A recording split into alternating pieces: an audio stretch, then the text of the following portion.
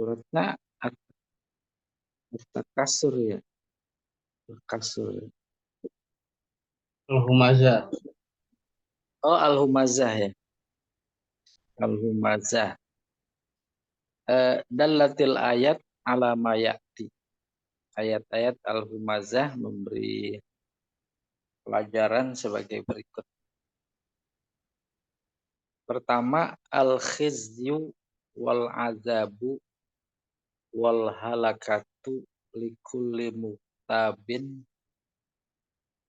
ayyabin to'anin linnas. Ini Allah memastikan kehinaan, azab, kehancuran bagi setiap yang melakukan ghibah, melakukan aib. To'an, to'an pada mulanya menikam. Menikamnya dengan lidah. Kalau nikam itu dari belakang. Ya, linnas. Intinya yang sama kita sudah akrab gibah. Gibah itu ada makna menikam. Maka Allah memastikan dalam surat ini itu dia akan mendapatkan khiz, kehinaan, azab, kehancuran. Dikemas dalam sebuah kata, semua itu wailul. Wailul likulli humazatil lumazah. Qala Nabi sallallahu alaihi wasallam, syiraru ibadillah al-masya'un bin namimah wal mufsidun bainal ahibbah al-baghun al-barra al-aib. Ya, saya ulangi baca aja sambil diartikan. Hamba Allah paling jahat tu syiraru ibadillah adalah masya'un, orang yang selalu melakukan namimah. Masya'un bin namimah. Namimah ngadu domba. Kamu kemarin ditantang sama si A. Besok ditungguin di lapangan, mau duel. Terus dia bilang lagi kepada si B, kamu ditantang sama si A. Si A ditantang sama si B. Ketemu udah tuh. Namanya namimah. Ya. Kalau namimah antar individu, ya ampun kecil ya. Dibanding antar kelompok, antar partai. Apalagi coba antar kerajaan. Apalagi antar negara. Maka jadi apa yang terjadi? Sehingga boleh jadi Allah menganggapnya lewat hadis ini syiraru ibadillah. Hamba Allah paling jahat. Kalau itu betul terjadi, maka dua negara hancur. Dua kelompok hancur berjibaku. Dalam kondisi sekarang, entah karena satu dan lain faktor, ibaratnya antara api dan bensin. Mudah sekali tersulut. Jadi, tawuran di mana-mana umpamanya. Itu akibat adu domba. Adu domba salah satu dari humazah, lumazah. Maka diancam oleh Allah dengan kata-kata wailul likulli humazatil lumazah. Nah ini Pak Jamal nggak bisa bergerak ke atas ini kok.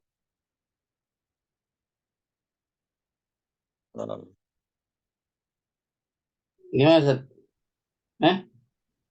Nggak bisa ke atas, bisanya ke samping. Maksudnya?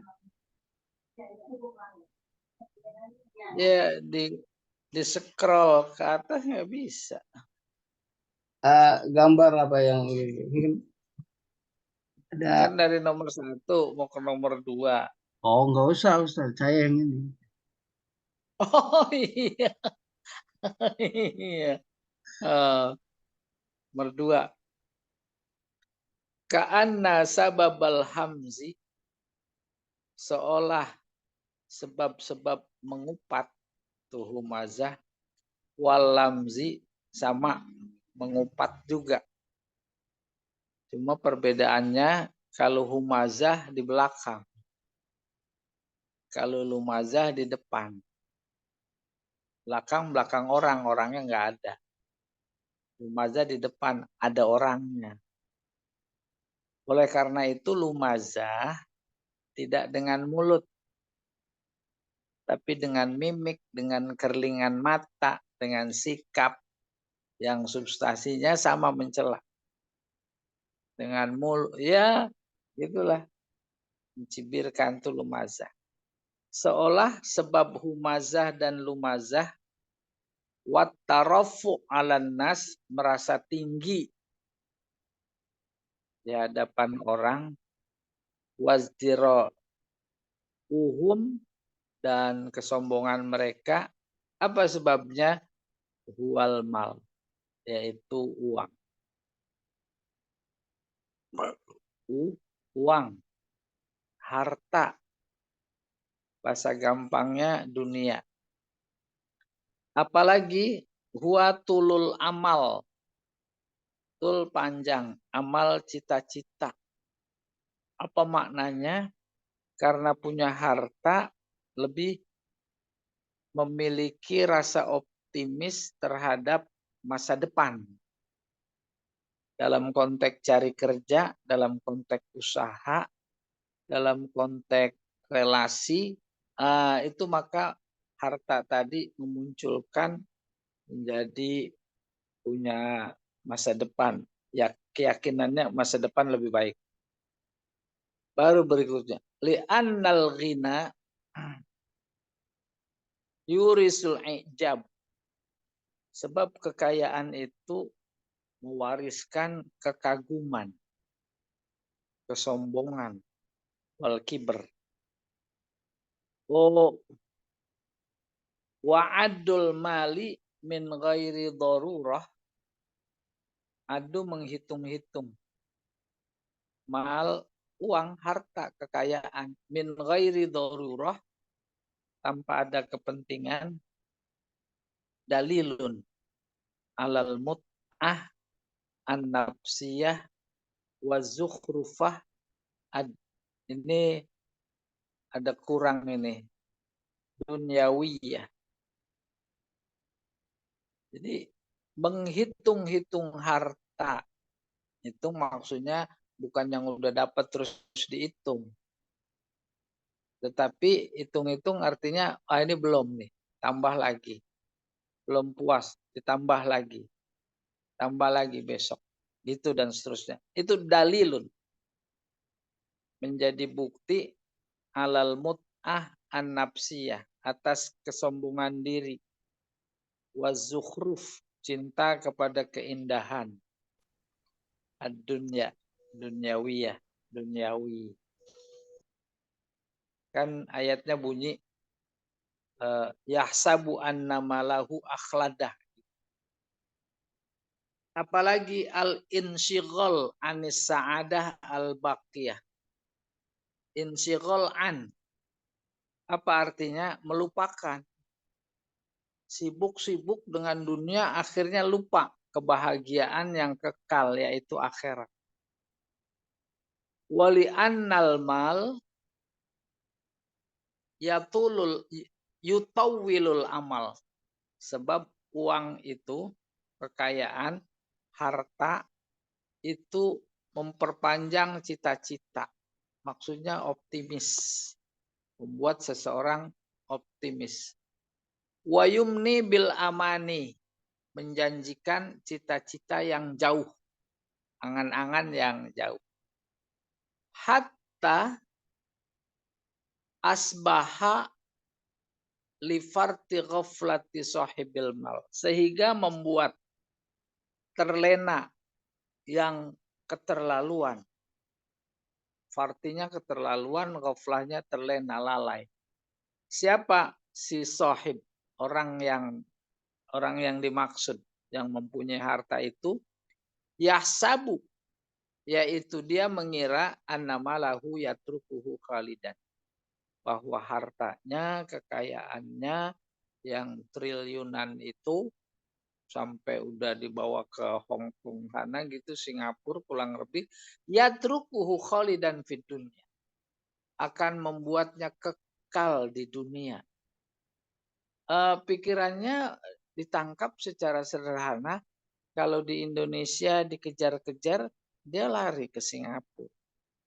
Di Singapura sono menjadi orang terkaya.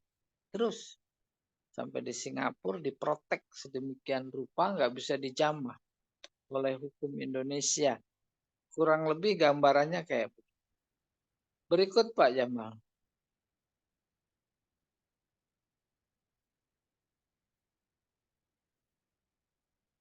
Ketiga, rada Allahu Ta'ala an kulli hadhil bazaim wa tahassubat. Allah rada'a mengingatkan. Mengingatkannya bukan cuma sekedar di speaker, diumumkan. Rada'a itu diketok. Ibarat kucing berantem, bukan cuma hush, hush. Kan gitu. Bukan pula disiram. Siram mah diabaikan itu. Terus saja berantem. Tapi kalau disiram udah nggak mempan, diketok. Ambil sapu. Itu dia makna yang dikandung oleh roda'ah. Allahu, Allah mengingatkan. An kulli hazihil mazaim, semua anggapan ini. Wat tahassubat, perkiraan. Fal malu la yarfa'ul qadra. Harta itu tidak mengangkat status kadar. Wala yaqtadit ta'na, dan tidak menuntut atau bil akhirin, untuk mencela orang lain. Walaisal mal kama yazunnu mukhallidan fid dunya. Harta atau kekayaan atau uang itu tidak seperti yang dikira bahwa dia akan mengakalkan seseorang hidup di dunia. Balil mukhallid huwal ilm wal amal. Justru yang bisa mengekalkan seseorang di dunia itu adalah ilmu dan amal, bukan cuma dunia tapi akhirat. Kama qala Ali radhiyallahu an, mata khazanul mal. Sebagaimana dikatakan oleh Imam Ali radhiyallahu an, mata khazanul mal. Mata mati. Khazan yang banyak menyimpan harta. Wahum ahya, padahal mereka hidup. Oke, masih hidup saja sudah mati. Wal ulama bakun, sementara orang yang berilmu itu kekal. Ma bakia ad-dahru, selama hidup. Bakia kekal, dahru zaman. Jadi selama hidup, selama ada kehidupan. Jadi ulama itu kekal sepanjang masa gitu. Walaupun dia sudah mati, dia masih hidup. 4. Haddadallahu ta'ala iqabal hubazah al-lumazah. Allah memberikan hukuman kepada orang yang mengupat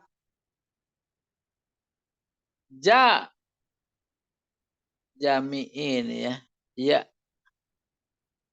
Bentar. Jami'il mali. Plus mengumpulkan kekayaan. Hubban fihi lizatihi. Karena memang semata-mata cinta kepada kekayaan. Wa huwa tarhu awil ilqa fi jahannam, fi nari jahannam. Apa hukumannya, hadatnya? Yaitu melemparnya ke api jahannam. Allati tahtumu kullama yulqa fiha. Neraka jahanam yang bagaimana?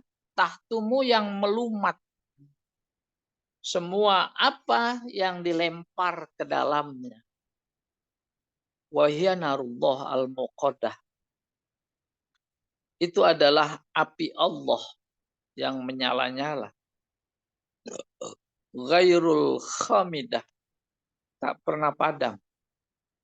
Allati a'addahallahu yang Allah siapkan secara sengaja lil usad bagi orang yang maksiat. Wallati ta'kulu jami'a ma fil ajsad. Dan api itu memakan semua yang ada di dalam tubuh.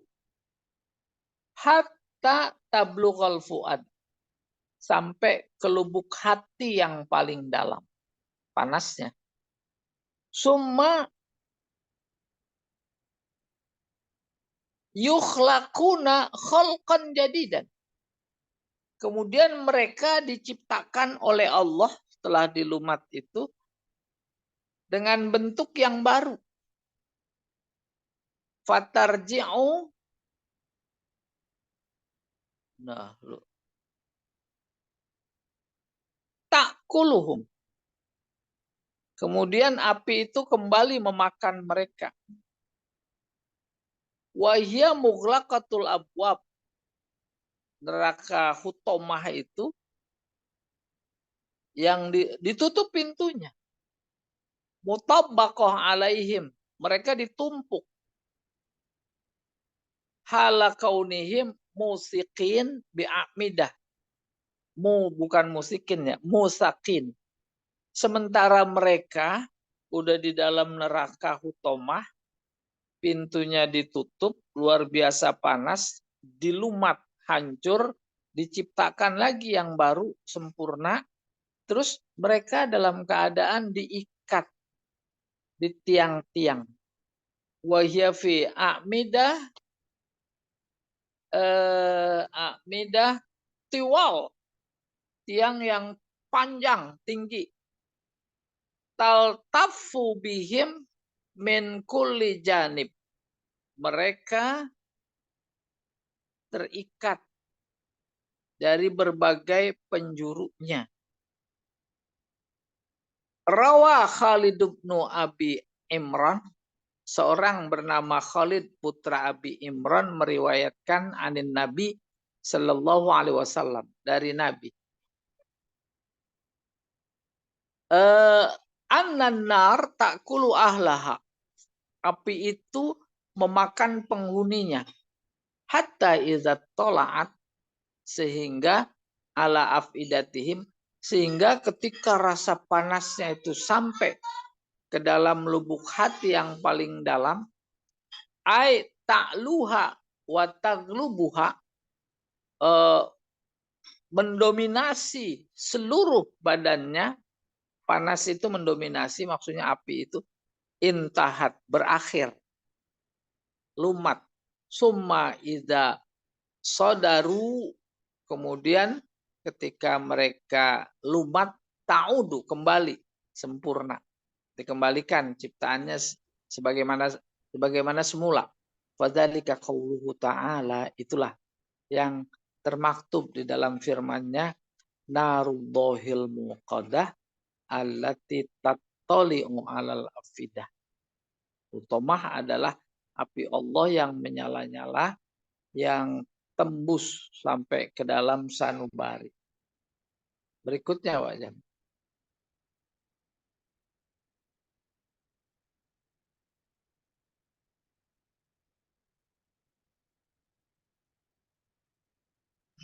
Selesai kayaknya Ustaz. Oh, selesai. Iya. Ayo. Baik, terima kasih Ustaz. Ini untuk season pertama ini saya buka termin tanya jawab. Silakan bagi Bapak dan Ibu yang ingin ya. Ustaz, ya saya Ustaz. Silakan Bu Zulwan. Ya. Tadi kata-kata mata khazanul mal. Mati, setelah mati orang yang apa itu Ustaz, ya? Yang menyimpan harta gitu Ustaz ya. Iya. Dan masih hidup orang yang berilmu dan beribadah. Itu kalau pengertiannya gimana Ustaz? Saya belum kurang paham tuh Ustaz. Maksudnya mati Iya. orang yang berharta gitu Ustaz.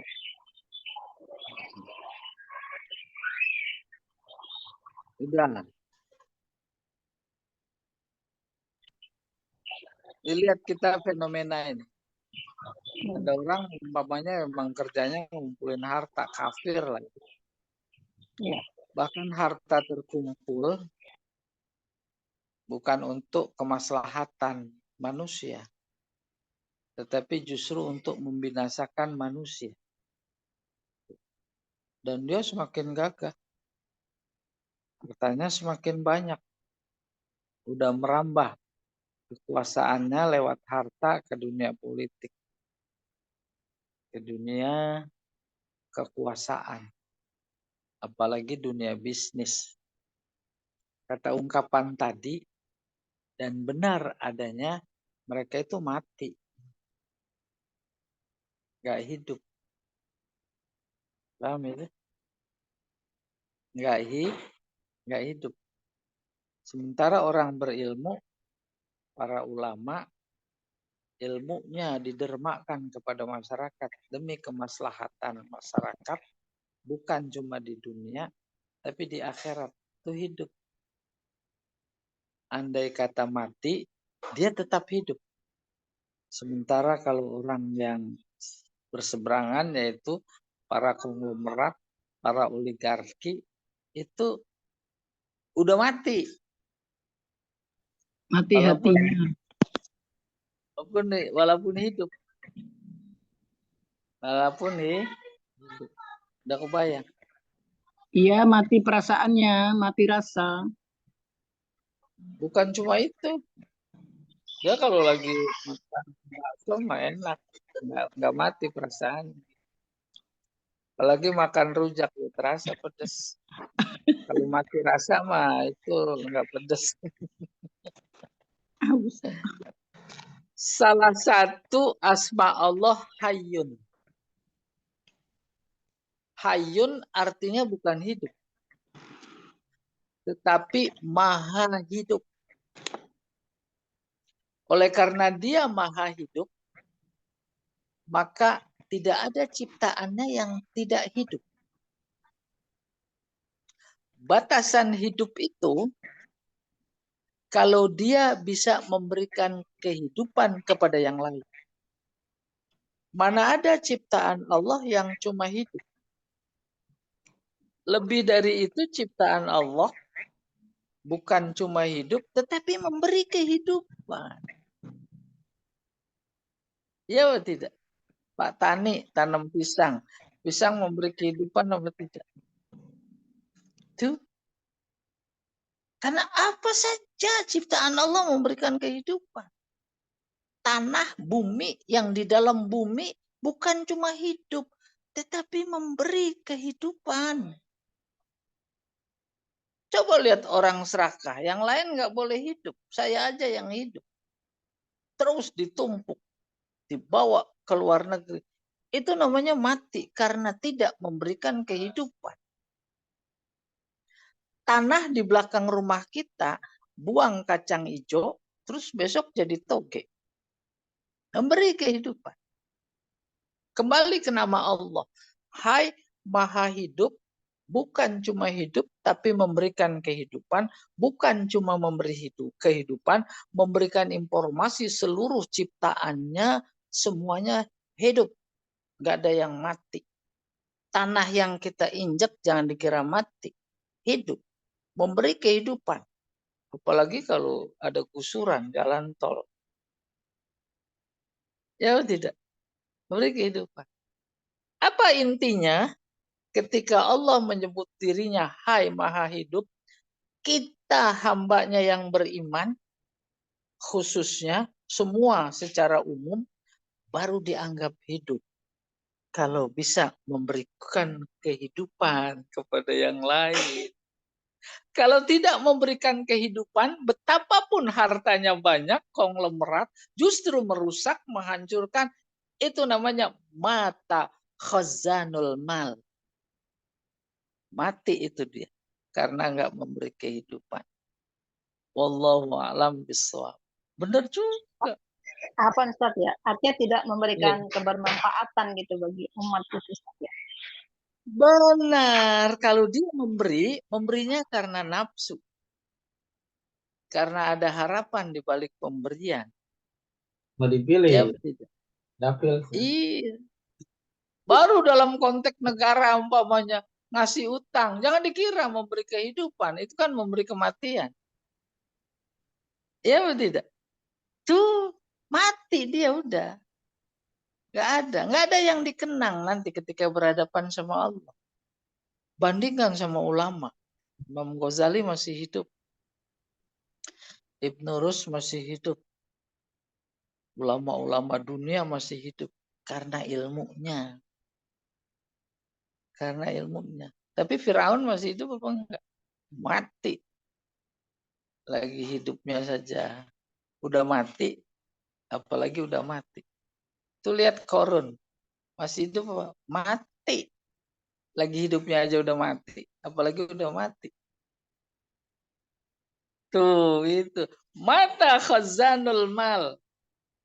Bakun. Wal ulama bakun ma baqiyad dahru. Saya jadi hafal.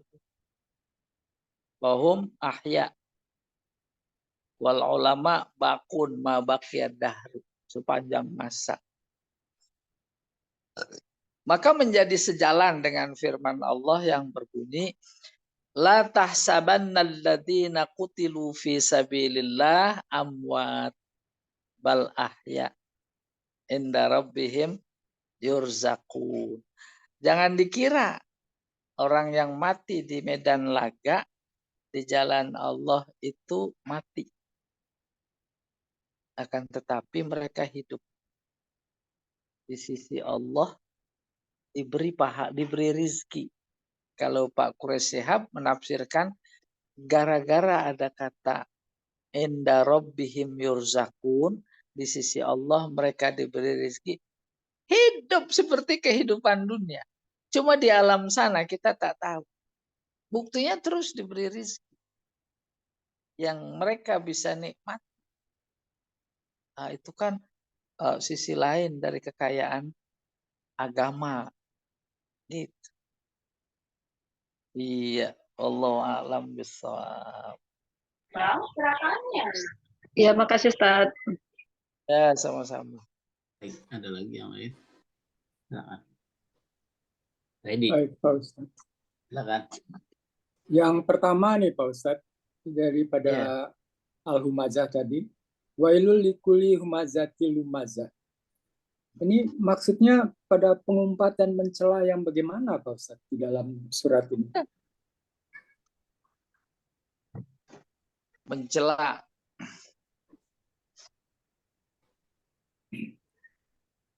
Jangankan yang baik, dicari-cari kesalahan. Di antara caranya yaitu mencela. Yang buruk saja sejatinya dalam pandangan ajaran Islam yang paling mendasar, jangan dicela. Jangan dicela. Jangankan yang buruk, yang baik saja dicela. Humazah. Nah, di belakang diomongin. Apaan itu Muhammad? Apaan itu Islam?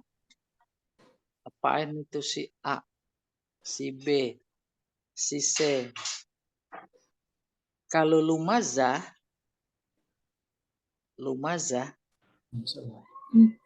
umumnya lagi kumpul sekelompok orang. Emang ada temennya yang dia nggak suka, si A. datang.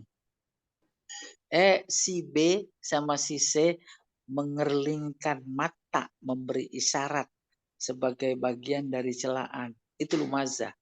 Itu yang dimaksud di depan orang. Lewat mulut, lewat mata, lewat alis.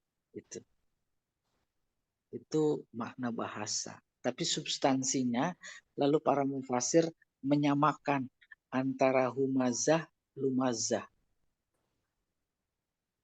Memberikan informasi Allah paling tidak suka dengan akhlak sifat kayak begini.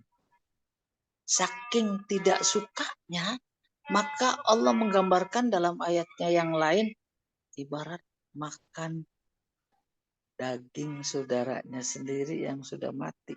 Namanya bangke. Jijik apa enggak? Jijik.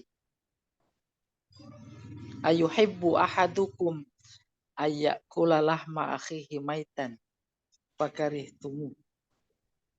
Mau lumazah melakukan humazah lumazah. Seolah Allah berkata begitu. Kalau mau, kalau melakukan juga itu berarti kamu akan bangke. Akan bangke udah puncak kejijian.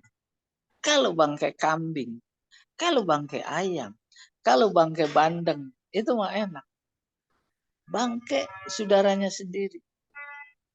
Kayak begitu syariat Islam, syariat Allah memprotek. Jangan sampai ada kerenggangan.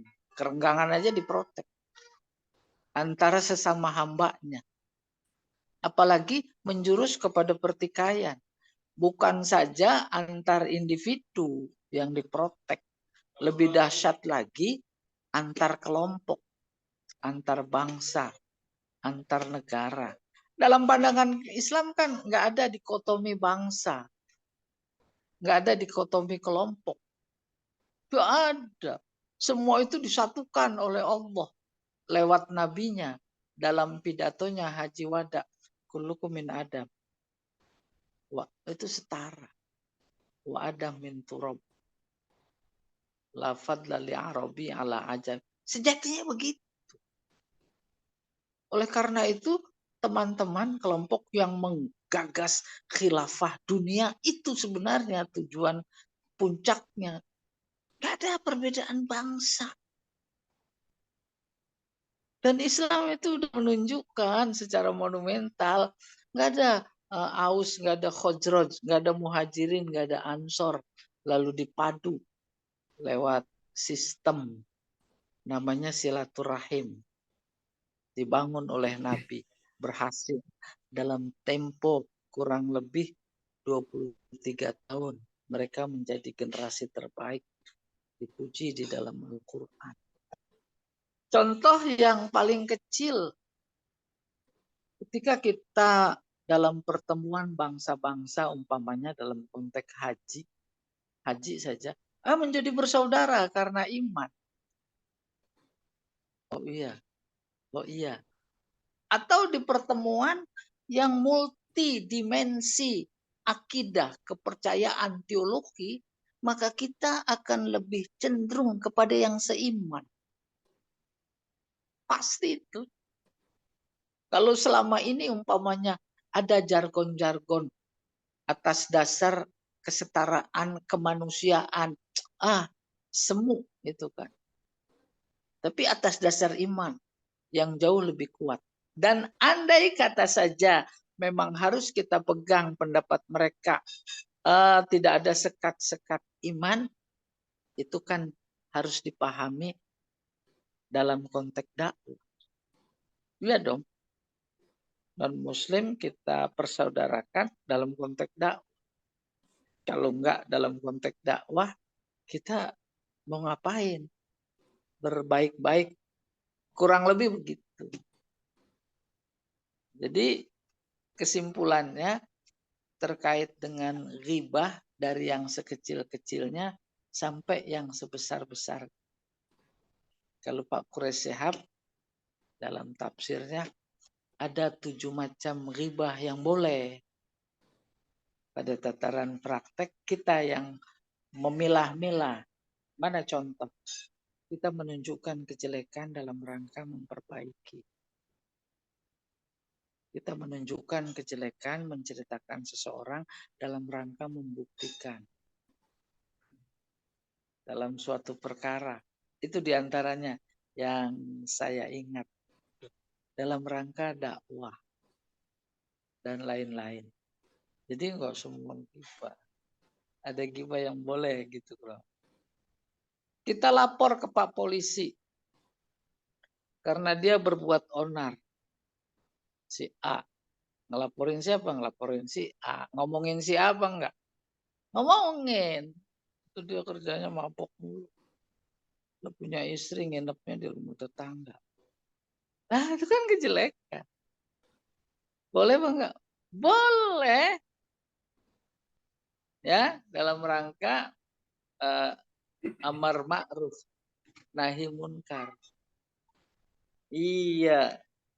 Iya. Ustadz, Ya Allah besar. di sini kan wailul likuli humazati lumazah, kan berarti orang gibah di depan maupun di belakang. Lah terusannya ini alladzi jama'a ma wa addadah. Hubungannya Ya, gitu. bagus sekali. Hubungannya Orang yang gimana? mengumpulkan harta gitu Bu, ya. Iya, kok tiba-tiba mengumpulkan Ada harta. ya sinkron gitu. Iya. Ya, Ustaz. Ya, ya, Ya sinkron. ya. Ya Itu kan, Ustaz? sinkron banget. Sinkron. Gibah itu umpamanya dalam dunia bisnis. Kalau bahasa budaya kita bukan gibah. Bukan gibah lagi. Apa itu? Sikut-sikutan. Udah lebih dasar. Dia mau jangan dikasih proyek ya. Gitu umpamanya. Begini, begitu, begini, begitu. Jadi saudara kembar. Antara gibah sama nafsu mengumpulkan harta. Tuh. Maka ketika wailul likulli humazatil lumazah, mereka melakukan ghibah, konteksnya adalah tuh dia tuh yang suka ngumpulin harta. Dalam konteks mengumpulkan harta ada hubungannya tidak dengan ambisi kekuasaan, dengan ambisi politik. Bahkan bukan cuma ghibah, dia susun tim yang khusus untuk ghibah. Kan lebih dasar lain. Bahasanya buzzer. Cari-cari kesalahan orang. Walaupun udah benar. Iya atau tidak? Gitu. Mengkoneksitaskan antara wailul likul mazatil lumazah. Allazi jama'a malau. Yang disebut mal. Itu sebagian kecil. Tapi yang dimaksud seluruhnya. Apa itu dunia? Maka ketika disebut dunia, ambisi dunia, di sana ada kekuasaan. Di sana ada harta. Di sana ada tahta. Di sana ada wanita. Maka ajudan perlu dibunuh, ditembak. Itu berkisar soal itu. Ketika dia lagi musyawarah merancang apa ya? Skema apa ya? Saya lupa nih kebetulan kata-katanya. Siapa ingat bantu? Skenario. Gibah apa bukan? Istinya. Gibah. Tujuannya apa? Kekuasaan, harta. Apalagi hartanya gembong, narkoba, judi. Harta apa bukan? Ya. Jadi berkaitan erat. Oleh karena itulah bukan cuma sekedar Islam menganjurkan sekedar mencari yang halal, tetapi yang dicari pasti sebagai bahan makanan, makan yang halal. Itu yang membawa ketenangan. Apa artinya punya bunker di rumah isinya dolar sama rupiah triliunan, itu kemudian akhirnya harus nembak orang. Apa itu kalau bukan mal? Mal. Iya. Jadi hubungannya erat sekali. Wailul likulli humazatil lumazah alladzi jama'a malahu wa addadah. Itu berikutnya juga yahsabu. Dia mengira. Dikira terus jadi jenderal, jadi Kapolri. Bukan cuma si A, tapi si B juga begitu. Si C juga begitu. Yahsabu anna malahu akhlada. Mereka sudah sampai pada titik pikiran bahwa semua bisa diselesaikan dengan uang. Itu yahsabu anna malahu akhlada. Tapi bagi Allah itu seujung kuku.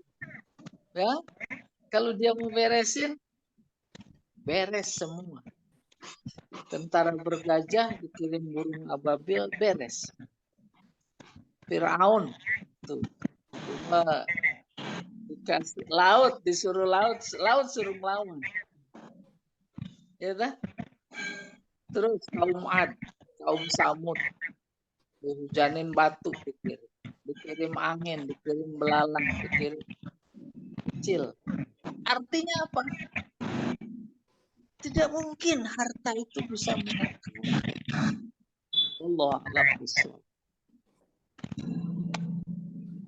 Ya, terima kasih Dan Ustaz. dia kata betul kekal nanti di akhirat layung badanna fil hutamah.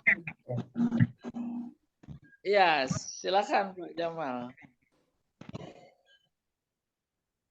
Ustaz, Ya, bisa nggak? Silakan. Ustaz, bisa nggak kalau kayaknya harta itu kayak induknya kejahatan itu, bisa nggak Ustaz kayak gitu Ustaz? Jadi jangan harta yang jadi kampung hitam. Harta ada SDM-nya. SDM-nya. Ya tidak? Walaupun bisa jadi SDM terpengaruh oleh harta. Oleh karena itu ada pepatah Arab yang berbunyi begini. Ma ajmalad dinu wal malu fi rajulin. Alangkah indahnya ketika harta dan agama menyatu dalam seseorang. Maka harta jadi nikmat. Kayak apapun banyaknya. Dan jadi malapetaka. Baik di dunia maupun di akhirat. Ya sosial itu ada ibu-ibu. Hartanya semuanya disumbangin buat pesantren. Hotelnya buat panti asuhan dan segala macam. Itu kita subhanallah bertasbih kepada Allah. Ya, di samping di sisi sana ada orang pamer arisan 2,5 miliar. Lagi arisan, ada pameran perhiasan emas. Ada yang sekali pakai 5 kilo. Mas Jamal. Jadi demikian. Islam datang bukan memusuhi harta atau kekayaan, tapi membantu memanage. Jangan sampai jadi beban. Ya kan? Ada perbedaan antara harta dan ilmu. Orang punya harta, maka dia jadi budak harta. Orang punya ilmu, justru ilmunya yang jadi budak dia. Itu ada bagus sekali susunan bahasanya, cuma saya lupa. Iya. Kamu menjaga harta, tapi ilmu menjaga kamu, itu saja. Iya benar. Kalau punya harta, kamu jaga harta. Kalau punya ilmu, ilmu jaga kamu. Makanya nggak disebut-sebut. Kamu punya istri, istri jaga kamu, kagak. Bu, paham itu? Ya, paham Ustaz. Istri mah nyusahin. Benar nih Ustaz. Ada lagi. Benar. Ya. Baik, ada lagi yang ingin disampaikan? Kalau tidak, kita bisa masuk ke surat berikutnya nih. Nanti ada, Ya. tidak ada Pak Edi? Oh, Pak Ustadz. Baik. Pak Edi luar biasa belajarnya antar negara. Iya, untung aja ada HP Pak Jamal ini. Luar biasa. Baik, surat berikutnya yaitu surat Al-Fil. Nah, ini Al-Fil. Ya, surat Al-Fil. Silakan Ustaz dilanjut. Suratul Fil. Kategorinya Makkiyah. Ada 5 ayat. Ini penamaan ini. Sumiyat suratul Fil liftitahiha bitazkiri biqissati ashabil fil. Dinamai surat Al-Fil karena diawali dengan menyebut kisah ashabul fil. Ashabul fil, tentara bergajah. Raja Namrud dari Yaman. Mau ngerubuhin Ka'bah. Sampai di Muzdalifah, pasukan gajah kagak bergerak maju. Walaupun dicambuk. Nggak maju-maju. Akhirnya setelah deal nego sama Abdul Muthalib, Ka'bah punya Allah, bukan punya aku. Ontak 100 yang kau rampas itu punya aku, kembalikan. Silahkan kalau kamu mau menghancurkan Ka'bah. Nggak bergerak, maka di situ dikirim burung. Burung sebenarnya malaikat. Al-Quran yang menyebut ababil. Ya, namanya disebut burung ababil. Oke, posisinya tentara bergajah tak mau bergerak maju menuju Ka'bah itu di sebuah lembah di Muzdalifah. Di mana Muzdalifah? Di Muzdalifah. Dari Yaman udah sampai Muzdalifah itu jalan. Lembahnya namanya Wadi Muhasyir. Dulu awal-awal zaman Nabi ketika pergi haji ke Muzdalifah, lewatin lembah itu sunnah lari kecil. Sama kayak ada bagian tertentu di Safa Marwah. Ada di apa itu lampu hijau itu lari kecil. Demikian juga di Wadi Muhasyir. Untuk mengingat, mengenang peristiwa bergajah. Tetapi sekarang tidak mungkin. Nggak kekenalan. Di mana posisinya? Apalagi udah begitu lama dan ilmu terkait itu udah boleh dibilang sirna. Plus nggak ada terlintas dalam pikiran kayak begitu. Alam tara kaifa fa'ala rabbuka bi ashabil fil. Alam tara bi ashabil fil. Ai alam ta'lam. Apakah engkau tidak tahu? Ilmal yakin, dengan yakin. Maza sona'a rabbuka. Apa yang Tuhan kalian perbuat. Tuhan yang azim, besar, qadir, dahsyat, mampu. Bi Abraha, terhadap Abraha al-Habsyi. Al-Habsyi, Habasyah. Aslinya dia orang Ethiopia. Ethiopia pusat kerajaan Najasyi, Kristen. Lalu cabang kekuasaannya di Yaman. Itulah yang diketuai, dikepalai, dirajai oleh Abraha. Qaidul Yaman, panglima Yaman. Wa atba'ihi, dan para pasukannya. Alladzina aradu hadmal baitil haram, yang ingin menghancurkan Ka'bah, Baitul Haram. Menghancurkan, keinginan menghancurkan Baitul Haram tidak sekonyong-konyong. Udah lama. Pertama, persaingan dagang. Mekah dengan Ka'bah menjadi pusat dagang. Pada saat yang sama, bagian dari kebiasaan orang Quraisy berdagang yaitu ke Yaman, lalu ke Syria.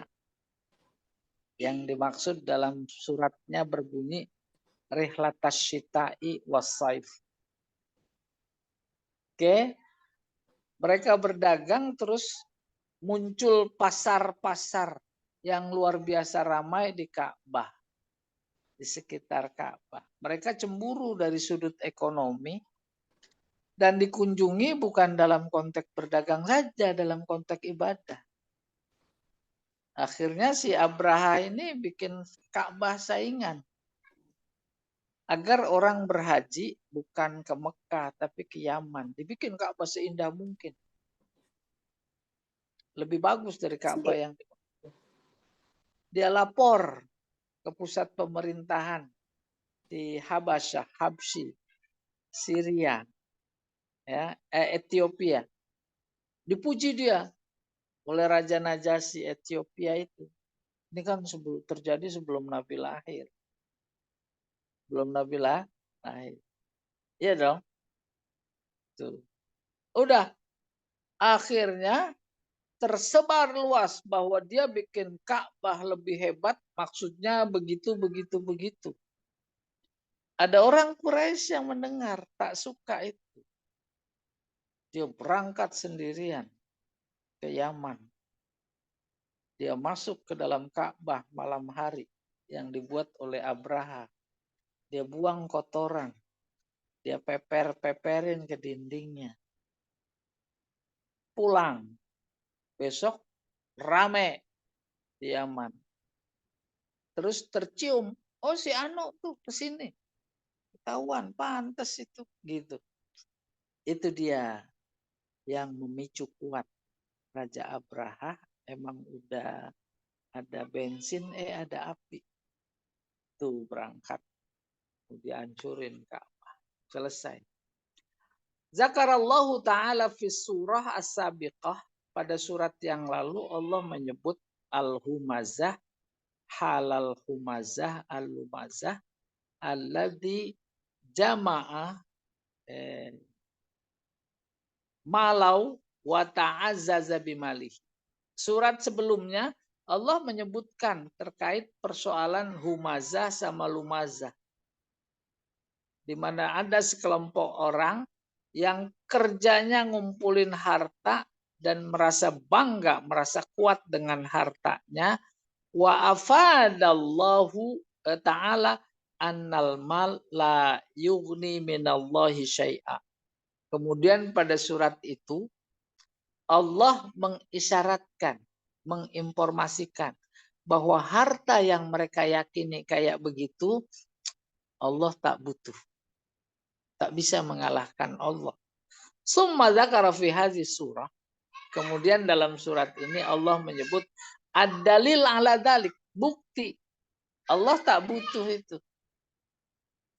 Bi'iradi kisah, dengan mendatangkan kisah berikutnya, Pak Jamal.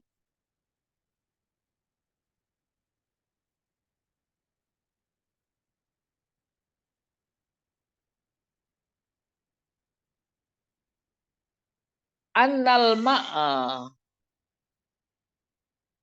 la yughni minallahi syai'an. Summa dzakara fi hadhihi surah dalil.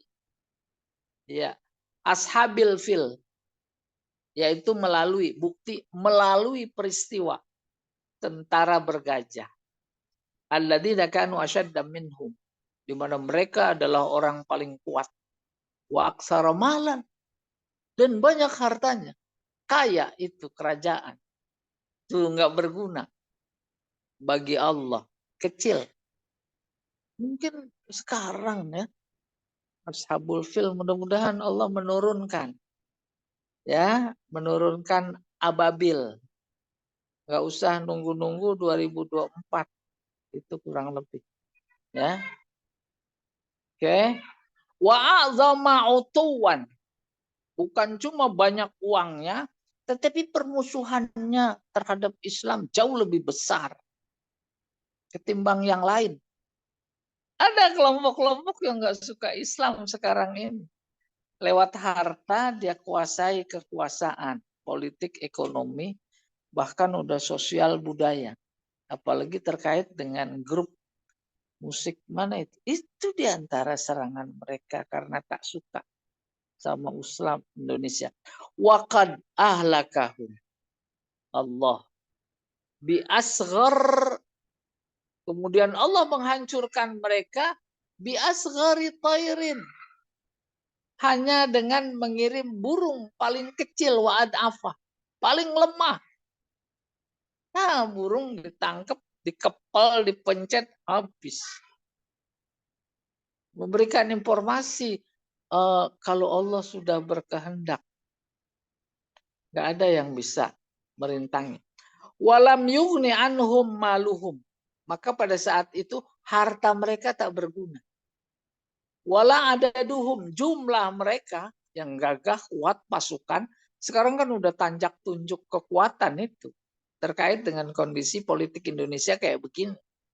Wala quwwatuhum. Gak ada artinya kekuatan mereka. Syai'an. Sedikit pun. Mudah-mudahan persenjataan mereka yang luar biasa. Cina. Udah viral di media sosial. Yang fungsinya barangkali nakut-nakutin itu ya. Nakut-nakutin model kita nih rakyat kecil. Nggak bisa, nggak akan menang. Kalau Allah menghendaki, dia kirim. Nggak usah dikirim pesawat oleh Allah. Ya, kirim nyamuk aja lah. Ya, siapa itu si Jinping ya? Nyamuk atuk masuk ke kupingnya, beres apa enggak? Beres. Ya. Selesai. Baru. Mastamalat alaihi surah. Kandungan. Hadhihi surah al-makkiyah. Surat Makkiyah ini maksurah ala bayani qissah ashabil fil. Terbatas. Khusus. Menceritakan tentara bergajah. Alladzina i'tamadu ala quwwatihim. Yang berpegang percaya teguh kepada kekuatan mereka. Persis sekarang juga begitu. Merasa super power. Ya dah, nggak ada lawan. Dia pamerkan kekuatan darat, udara, laut, bahkan dalam laut segala macam. Tuh ini juga. Mereka berpegang pada itu, tentara bergajah juga begitu. Wa malahum wa qudratuhum alal batshi bijaisi jirar la yukhar. Bukan jiror, jarror. Kekuatan yang luar biasa mereka anggap dahsyat itu tidak mampu alal batshi. Batshi menghabiskan tentara jarror yang berbondong-bondong. La yukhar. Tidak bisa dikalahkan, ditundukkan. Summa abadahum. Lebih dari itu, kemudian Allah binasakan mereka. An bukrah abihim. Pagi-pagi. Abihim. Paham maksudnya? Saya ulangi bacanya nih ya. Summa abadahumullahu an bukrati abihim. Bukra pagi-pagi. Abi bapak. Bapak mereka. Bapak ibu sekalian dulu masih kecil. Setiap pagi. Subuh. Bapak ngebangunin mulu. Kalau nggak dibangunin nggak suka. Pertanyaan. Mana lebih dulu bangun, si anak sama si bapak? Bapak. Ini kinayah.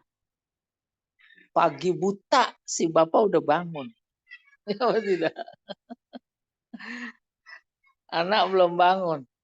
Nah, mereka tentara bergajah yang luar biasa berpegang, percaya kepada kekuatan fisik mereka itu dihancurkan oleh Allah hanya dengan burung-burung yang sangat lemah. Kapan? Ini dia. Pagi buta. An bukrah boleh bukroh ya. Bukrati abihim. Pagi buta. Hina ma'aradu, ketika mereka ingin hadama al-Ka'bah, menghancurkan Ka'bah, biqasfim minal hijarah ar-rabbaniyah. Dihancurkan pakai apa? Qasf, butiran. Batu disebutnya rabbaniyah, batu ilahi. Al-mu'allaqah, yang dipegang biar julitairin, di kaki burung. Sigar, kecil. Ada sementara tafsir si batu dipegang di paruhnya. Sementara ini di kaki. Ya, kakinya yang megang, cengkeram. Wa ja'alahum ka'asfim ma'kul. Kemudian membuat mereka tentara bergajah itu bagaikan daun dimakan ulat. Kabaqaya zar'i, seperti sisa-sisa dedaunan ba'dal hasad, setelah dipanen, alladzi ta'kuluhul masyiyah, yang dimakan oleh binatang. Wa ta'sifu bihi arih, ditiup angin, fi kulli makan, di semua pelosok. Kan ayatnya tarmihim bihijaratim min sijil. Burung itu melempar mereka pakai batu. Hijarah batu. Min sijil. Min yang diambil dari sijil versi pertama dari neraka. Ada batu diambil neraka memberikan kesan. Itu batu panas luar biasa. Segede batu. Betapapun gedenya cuma sekacang hijau. Tapi panasnya diambil dari neraka. Panas yang ada di dunia ini lewat mataharinya dan lain-lainnya itu diambil dari neraka hanya seujung jarum. Seujung jarum pun setelah dicelup di laut 7 kali celup. Sebab pertama sebelum dicelup dibawa ke dunia itu hangus dunia, celup dulu sampai 7 kali. Maka jadi pas panas yang kita alami sekarang menjadi sumber kehidupan. Boleh bandingkan ketika burung ababil membawa batu dari sijil neraka, berarti batu neraka kayak apa panasnya. Boleh tuh versi pertama begitu. Yang kedua, sijil dari kata sajalah. Sajalah mencatat. Maka maknanya pada batu yang dipegang oleh burung ababil itu sudah tertulis nama-namanya. Burung si A itu bawa batu, ada nama si A. Si B, itu namanya sijil. Yang ketiga, sijil memberikan informasi batu yang sangat keras, padat, luar biasa, dan di dalamnya itu ada kuman-kuman. Kuman itu kita juga melihat yang bisa hidup dalam tempo ratusan tahun di dalam tanah yang keras. Hidup tetap. Kita juga begitu banyak. Kemudian setelah ditimpuk oleh burung, masuk ke diri manusia 85% kandungannya air. Maka itu kuman jadi hidup. Langsung menjalar, menggerogoti tubuh. Itu yang kemudian disebut ka'asfim ma'kul. Bagaikan daun dimakan ulat. Nah, kita berharap mudah-mudahan itu turun ababil dalam rangka memprotek, menjaga umat, ya. Oke, karena ada pasukan bergajah yang luar biasa, ya, karena dihadapi oleh umat Islam ini. Cuma sebutannya sekarang nggak gajah, naga. 9 naga. Ya, silakan Pak Jamal.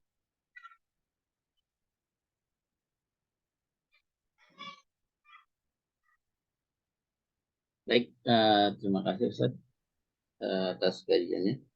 Selanjutnya kita masih buka tanya dan jawab nih. Tema yang baru ini di surat yang baru. Bahkan bagi Bapak dan Ibu jika ada yang ingin dikomentari atau disampaikan pertanyaan dipersilakan. Tadi, kakak. Lanjut Pak Ustadz. Jadi yang naik gajah itu rajanya aja sama tentaranya juga, Ustaz. Iya, makanya tentara bergajah semuanya. Kalau yang dinaikin nama rajanya udah bukan gajah lagi namanya. Apa? Apa tuh gajah paling gede? Gajah duduk. Mamot. Tuh, lihat tuh. Itu tukang gajah nggak tahu. Tapi redaksinya kan kata gajahnya mufrad, Ustaz. Berarti gimana? Ya. Apa rajanya dua naik atau semuanya pakai? Lah itu jangan lihat gajahnya, ashabnya. Ashabnya. Masa gajah satu mau dinaikin rame-rame? Saya pikir rajanya sendiri naik gajah, yang lainnya jalan gitu. Ada yang jalan, ada yang jalan, yang nggak kedapetan gajah. Ya. Naik unta. Nah, yang jalan itu nggak kedapatan gajah, dia dapet sarungnya. Ya, iya makanya gajah duduk. Mencap gajah.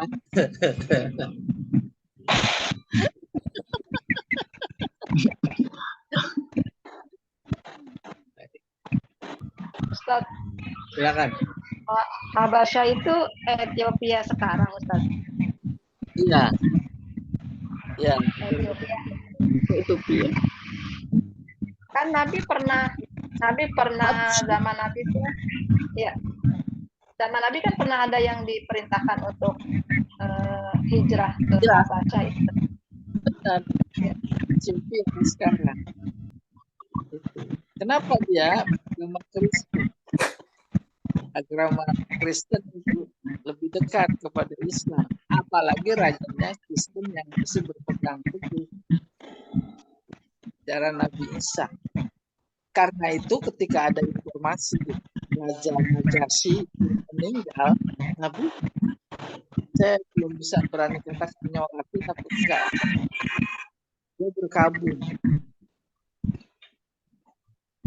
Lupa saya bisa nyolatin apa enggak. Iya. Ya, Bu Rais? Ya. Tidak. Sudah. Oh, baik.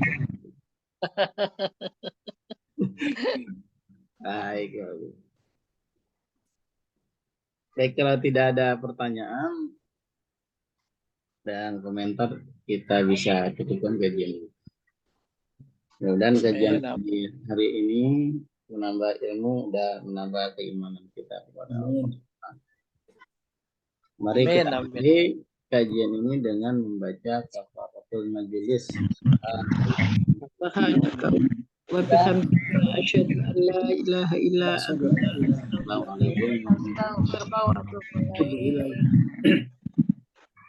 Assalamualaikum Ustaz. Assalamualaikum. Assalamualaikum.